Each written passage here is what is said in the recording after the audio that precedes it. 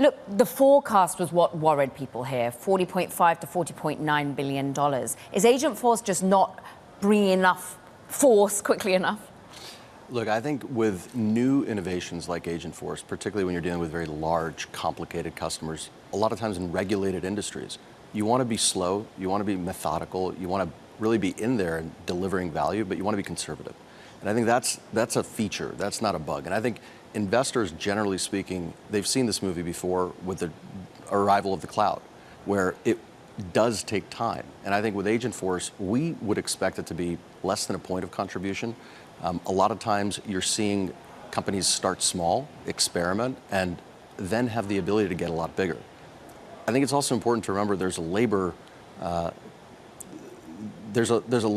not cost, but there's a problem here where you want to be very careful and nuanced in how you treat this innovation because it can be disruptive to culture. And so you want to really have a great sense of what's durable, what's reliable, and then what's transferable.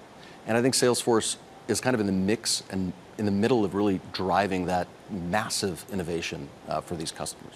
Let's talk about Salesforce's own labor quandary, because not only are they having to get rid of some to put in more AI talent, they're also having a real change of ship in terms of the executive level. What do you make of all the changes?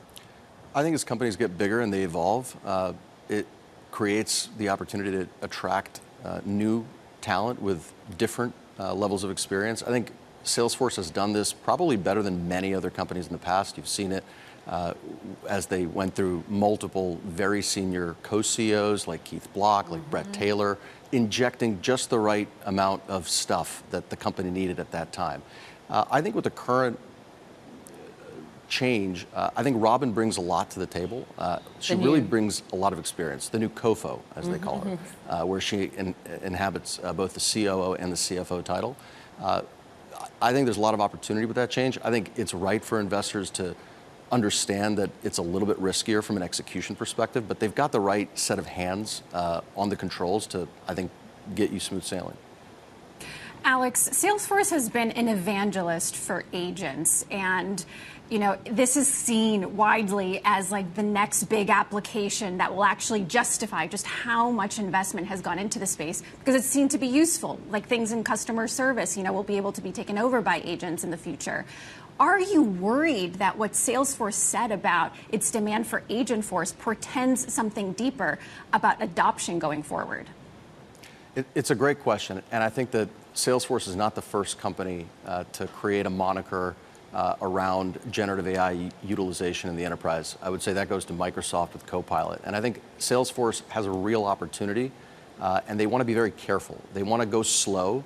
They want to really double down on the successes that they're seeing. And they talked about some pretty marquee large customers, Singapore Airlines. They talked about Accenture. There were even examples with OpenTable and SharkNinja where those companies actually discussed Agentforce on their own earnings calls. So I would view the demand is off the charts. The fact that they went from 300 deals to 3,000 deals in one quarter. But I think you have to look at this over a period of time where the amount of value that these customers will be able to realize in their own organizations and the amount that they will be willing to pay to Salesforce versus the amount they currently pay, it could be a meaningful multiple of that amount. But I think it's going to take time. Speaking of customers, Mark Benioff said that the Department of Government Efficiency, DOGE, has actually been using Slack for some of its work. What did you make of that?